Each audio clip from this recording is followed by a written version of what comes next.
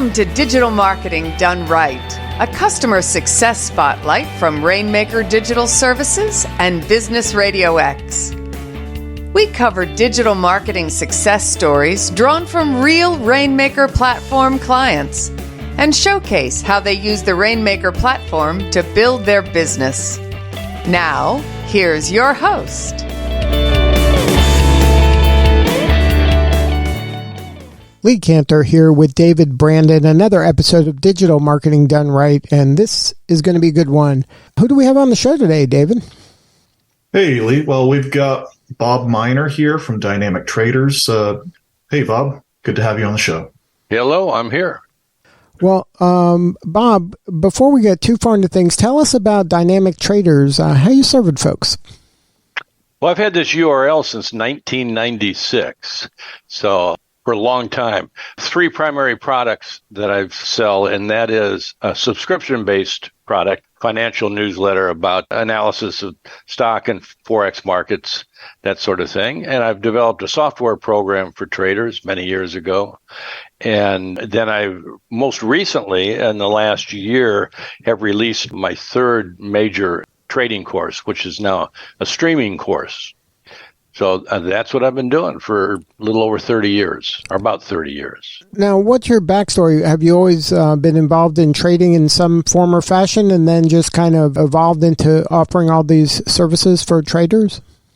No, I'm all self-taught in this. And I began in the kind of mid to late 80s with a regular sort of subscription-based newsletter that was mailed out. So all the marketing was done, traditional direct mail, magazine articles and ads, as well as at that time, I would almost every month would travel somewhere around the U.S. and sometimes in foreign countries and speak at conferences. So that's how we attracted business at that time. So this kind of business that I'm in is just made for digital online marketing.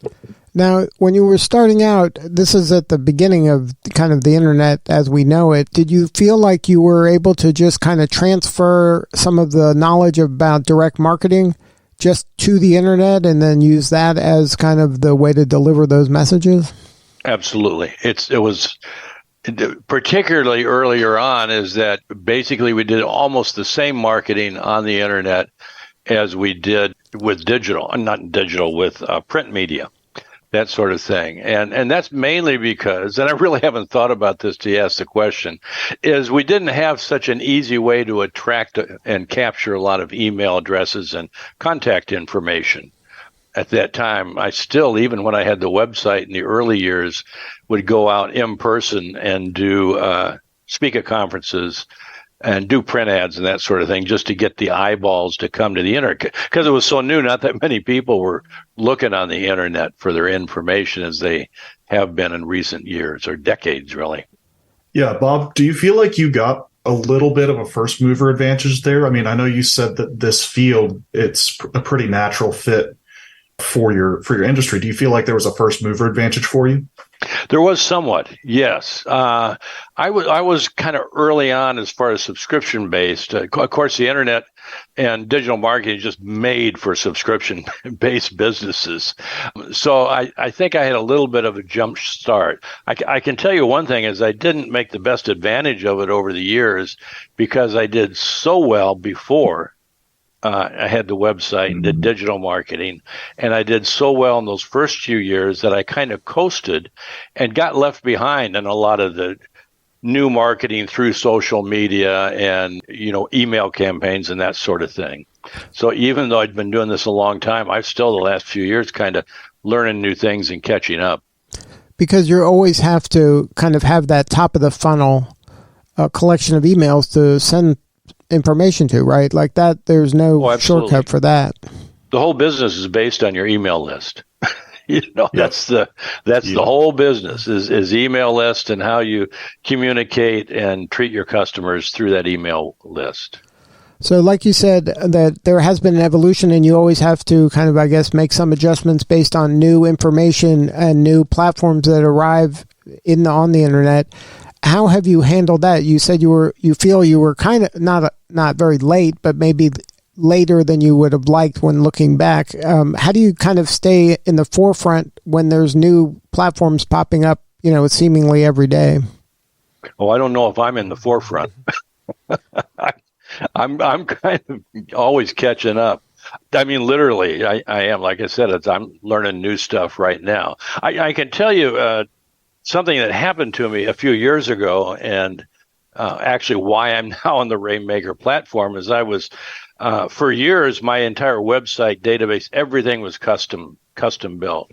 I probably spent $20,000 to $30,000 a year on maintaining that. I know. I know, and I spent that kind of money long after I needed to. But I had my own server. It was hosted in the company in New York, and the guy that originally built the back end and front end, we had that server backed up, and he's the tech genius, and the server was backed up with a hard drive connected to the server, which means no backup. And I got hacked and ransomed by, the Russian mob, basically, and encrypted. And one day I had a very thriving business, and the next day I had zero. And because our backup, and it sounds foolish now, but because our backup was just hard drive connected to the server, it was backing up the hard drive. It wasn't backing up the data. Everything was lost in one day. And so I was out of business for more than 6 months. And that's what brought me to Rainmaker, is a system that was integrated already, that I could hopefully, get jump started a lot quicker than, what had taken me in earlier years. Now, there are several components of your business, right? You have the reports, you have education, there's software. Do you treat each one of them as their own business with their own kind of funnels and their own kind of communication cadences? Like, how do you create the content for each of the different parts of your business? No, they're all integrated. The lowest cost entryway to what I have is a subscription to a report. So that's the primary marketing is for the subscriptions to the reports. And then through that report, someone might subscribe a while and they see, oh, the software I'm using is my software that I developed. They might get interested in that. And of course, that's a big jump in cost. And then if they really want to take their education further, then I have the streaming course that, by the way, I wrote the first self-study futures trading course that was ever made in 1989. So, wow. Yeah. So my background, I briefly worked in the early 80s as a real estate agent and worked with some of these, middle of the night infomercial people that traveled around the country.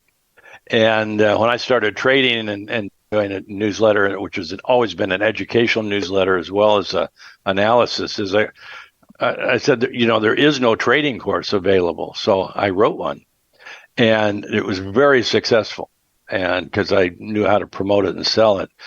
And that went on, I sold that for many years. And then I did another course, and that was released in 2006, but it was on a CD or DVD.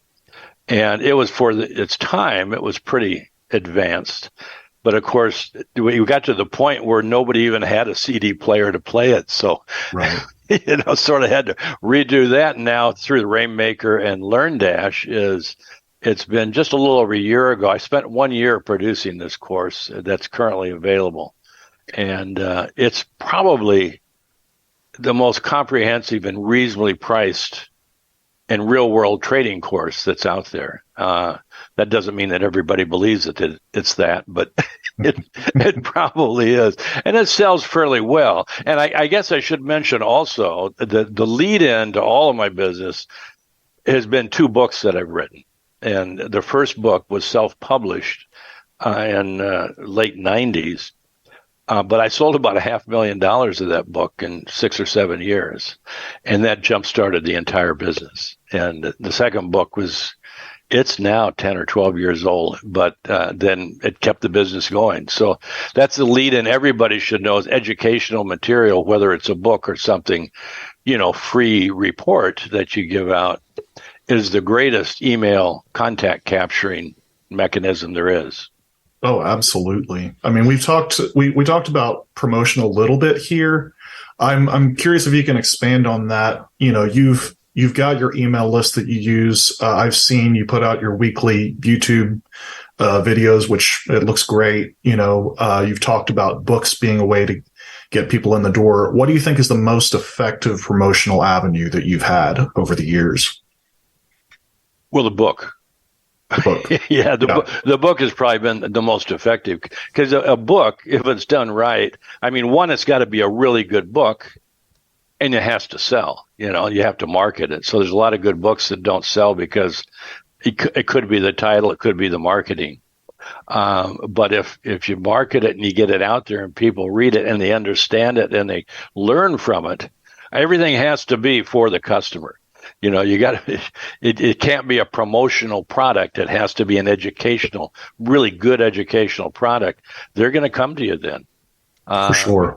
Because there's so much material out there, and there's so much, not just in what I do, what everybody does, that is not quality material that's written to make sure it gives really great value to the customer, that the customer figures that out pretty quick. Oh, I'm reading a promotional book, forget it. Now, Or I'm reading something that I want to keep going through it because I'm learning something.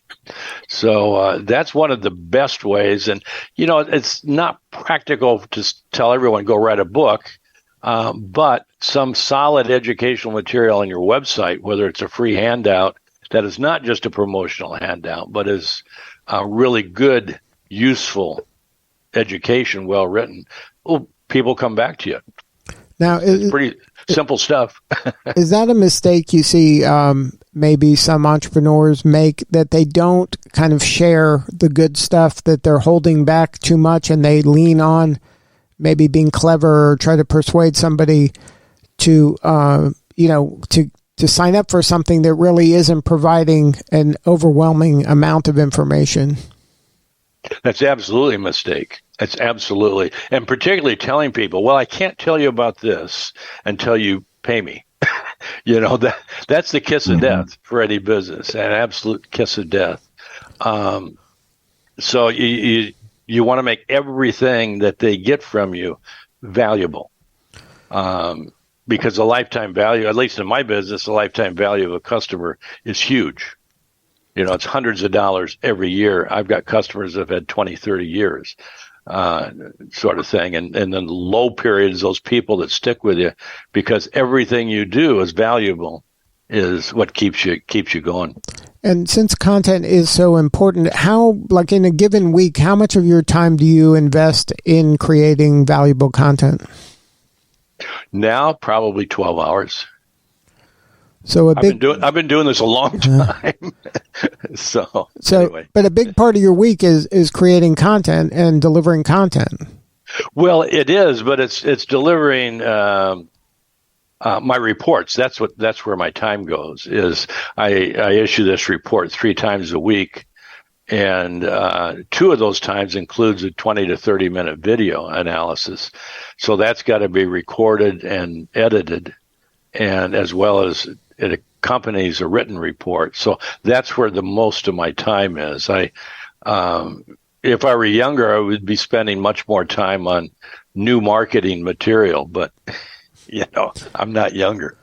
But is that is creating and delivering the content, is that something that you look forward to nowadays, or is that something that's kind of a necessary evil to be part of your business? Well, it's never a necessary evil. It's if it's part of your business.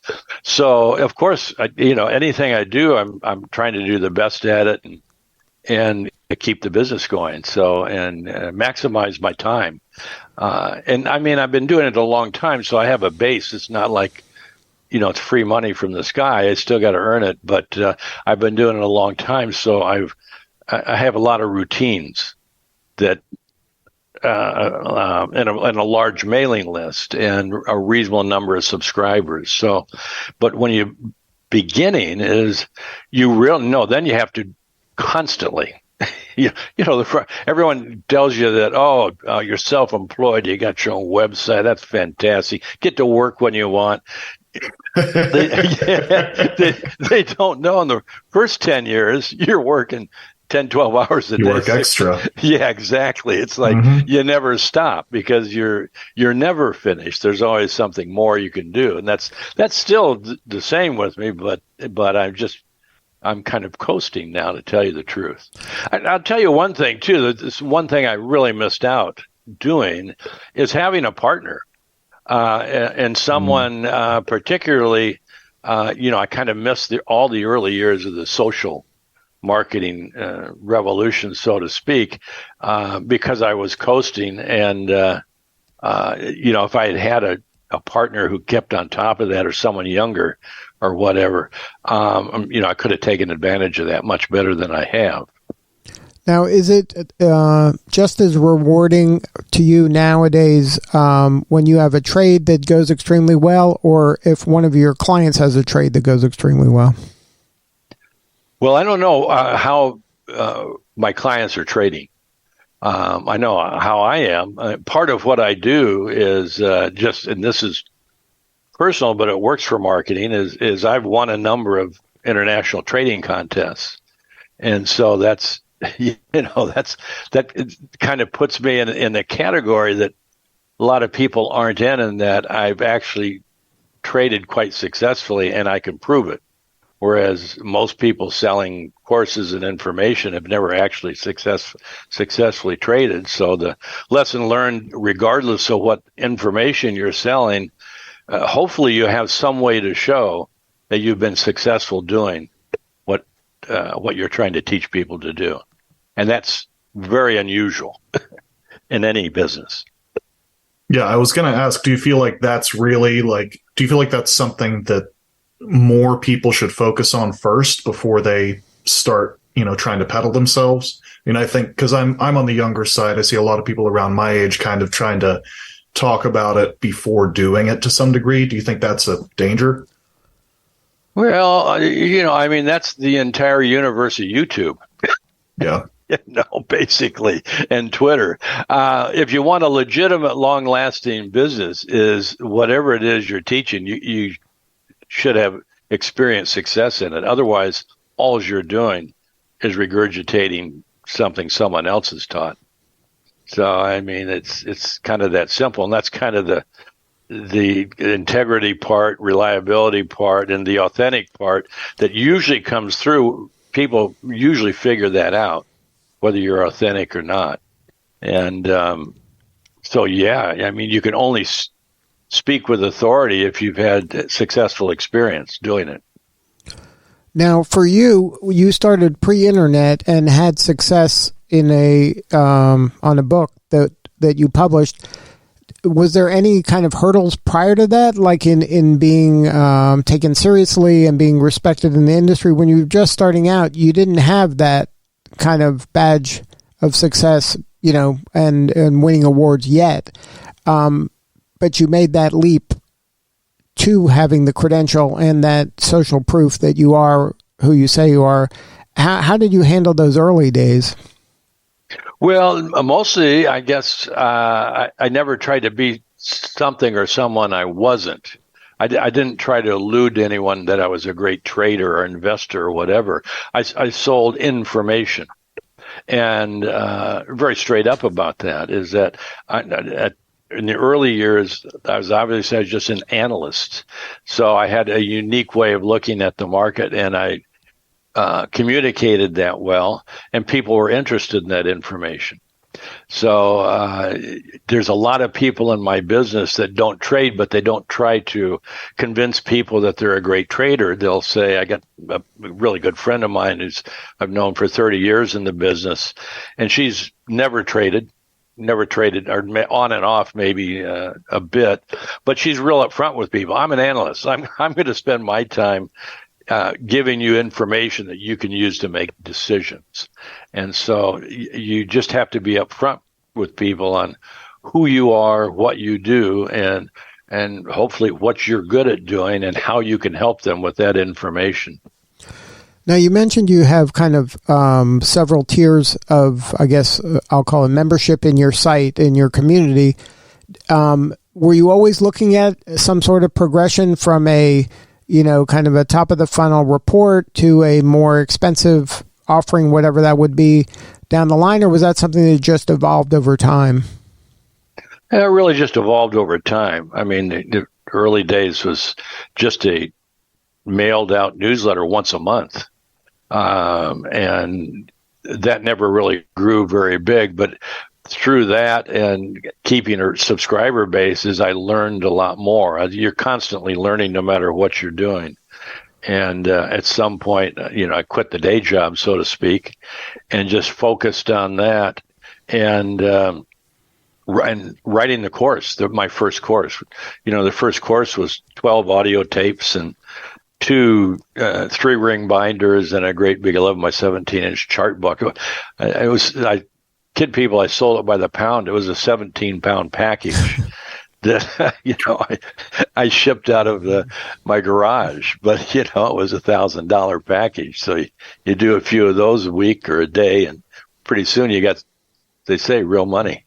Now, were you getting mentored at all, or were you just seeing what else was out there and then saying, "Oh, that's a good idea. Why don't I start doing that?" Like, how did you kind of learn these more and more sophisticated marketing strategies as you progressed? Just study. I read every book I could find on marketing. One of the best things we did at that time, I still do it, is at the time is I'd cut out magazine ads that you see over and over again because they must be working if they're being published every month somewhere. And that's, that was recommended in some famous person's marketing book is, you don't have to recreate the wheel. You got to find what's working for someone else. Maybe you put your own spin on it and, they've done the work for you. So, some ad agency with, spending a lot of money has figured out how to write that ad right. And so, just kind of copy that. It's kind of like with websites is look at websites as successful companies, and you learn as much as you can about website design and marketing and what works. But then always think about a company that's been around a long time. Could be small, could be big. What's working for them? So it's probably more likely, by the way, it's probably small. The more you learn, and when you go to big corporations' websites, you go, who's thinking up this stuff? I'm so confused. I don't know what they're selling me or how to find the information. Now, when you had that crisis with the ransomware, what you could have gone to a variety of resources after that. What kind of drew you to Rainmaker? All in one package, basically. That's the idea is that you don't have to put together all these components. You don't have to put together with WordPress and your shopping cart and your membership, plug-in and all that. It was pretty much all together, and it was membership based. And so that's my primary business. We learned to work around it and how to sell the software and the add-ons and all of that. It was a packaged deal. And that I think has a lot of promise for people that are not programmers or not designers are, all the companies like WordPress say, oh, this is real easy to do. It's not. It's, or maybe I'm missing something. I don't know, but it appealed to me that it was a package deal. And once you got your site up and running, the overhead is very reasonable, let's say. Yeah. So now, moving forward, is there anything you're excited about for some of the future marketing trends? Like, I know that you feel like you're late to the game in a lot of ways and on some of these platforms, but whatever you're doing seems to be working. Is there any that you would like to just play around with, or is there any that you're saying, okay, this one I'm going to pass on, or like anything future looking that you'd like to share? Well, I'm in the midst of hopefully doing a fairly substantial redesign of the website.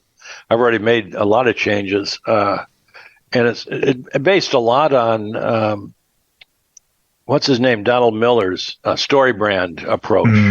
Yep. And I think it's for about 3 years I've been reading all this stuff and taking all of his courses and finally go, oh, okay, I think this works. Looks good. So yeah, I'm constantly looking to improve it and get a new method of capturing emails and driving more traffic to the site. And I'm actually totally reinvigorated. I'm writing a new book, which is probably going to be my swan song, so to speak. And, that sort of thing. I'm constantly improving. You got to constantly improve. I change the format of the newsletter and content every 2 or 3 years or so. I do surveys with my subscribers and say, what's in this that you like?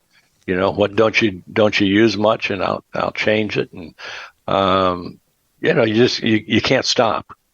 Someone else is going to pass you up. Now, that's great advice for our listeners that are building some sort of a community. How can you talk a little bit about, it seems so obvious, but communicating with your members to ask them, what they'd like more of, what they'd like less of, seems like common sense.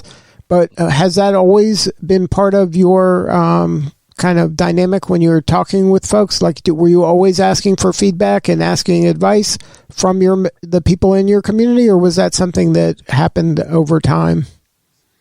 Well, my situation is a little bit different. I have almost no contact with customers. I have a woman that's worked for me for 30 years, and about every 5 or 6 years I'll see her because she's in Tucson, Arizona, and I'm in North Carolina.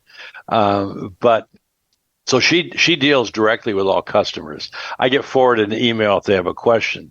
But what I do is whenever I get emails, I look at what are they asking about? What is confusing to them about our products, services, our information?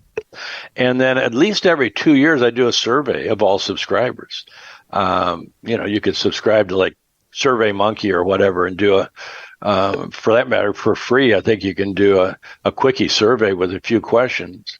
And that's the best feedback that I've gotten over the years is I ask them specifically, and I narrow the choices, for them to choose from. You always want to make a survey so they can do it in about 2 minutes and ask a limited number of questions. But I find out what it is they're looking to get educated on, which markets they want to see, what time frames, and that's how I might redesign the content or the format of the newsletter that they get on a regular basis, as well as what it is I'm going to teach them. Now, have you been doing that since the very beginning of the surveys, or is that more recent? For a long time, probably 20 years anyway. Yeah. So what do you need more of? How can we help you? I don't know right now. I'm pretty happy, unless you can, write for me. But right now, I'm pretty happy with the system. There's a few things with the reporting and the information about, particularly for memberships, that I've made suggestions, and a lot of them that have been taken and improved on in Rainmaker, and there's a few more that would be helpful, but because data is the name of the game, all marketing is database marketing. So you have to have the best data you can on who's buying, what percentage are buying, how many, and really important, who's renewing, not renewing, when you have a subscription base. So, but I'm pretty happy. And especially now with third-party data kind of dying out, it seems like first-party data is going to be really, really important moving forward. Well, it's always, you mean first-party, your own your own data. Yep. I mean, that's always been the most important. Those are the people that come to you they're pre-qualified. If they give you their contact information, they're pre-qualified as being interested in your product. So that's the data you really want to have. You want to understand, and you want to understand how often they come back, what they're coming back to look at. You want to be able to analyze every email that you send out and how many people open it, read it, and respond. All those sorts of things. Like I said, it's like any business is, if they come to you, they're pre-qualified to be a probable customer, at some point in time. Well, Bob, if somebody wants to learn more about Dynamic Traders, can you share the website? DynamicTraders.com. Good stuff. Well, thank you so much for sharing your story today. You're doing such important work, and we appreciate you. You bet. All right. Thanks, This is Lee Kantor for David Brandon. We'll see you all next time on Digital Marketing Done Right.